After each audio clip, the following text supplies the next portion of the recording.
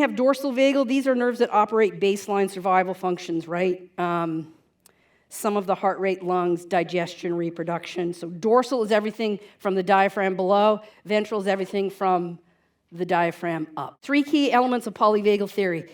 Here's the thing. Most people, they hear about polyvagal, and what they learn about is there's 3 platforms. That's only one of the aspects. And today what I want you to understand is how all of these 3 elements come together and gives us a real clear understanding of how things like a warm smile creates physiology that is desirable. Why social connection is actually a biological imperative. So our autonomic nervous system in response to threat moves through these different neural platforms in a hierarchy.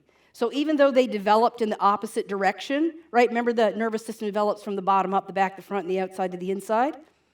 So actually, when we look at pediatric neurodevelopment, the dorsal vagal begins first. Then the sympathetic comes online and overrides that. It's beautiful.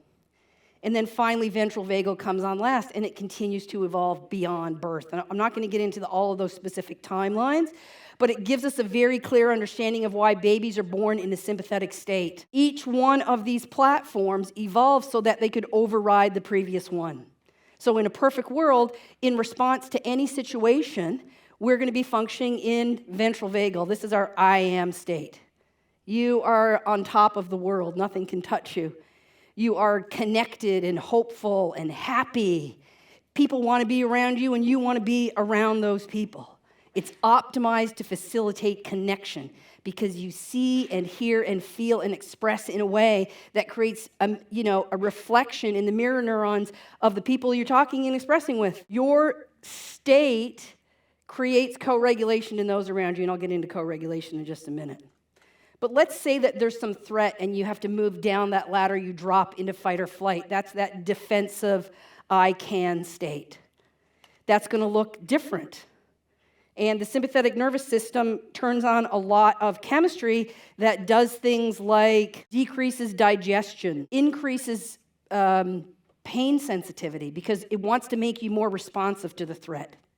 Now, let's say things become really, really terrifying and you drop down into dorsal vagal. This is the freeze. This is the I can't. This is life-saving mode.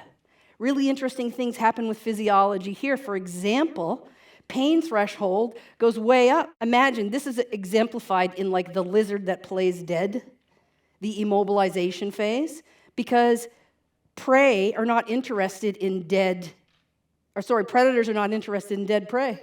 That's where the whole lizard brain comes from, the survival mechanism. And this plays out in our physiology in different ways.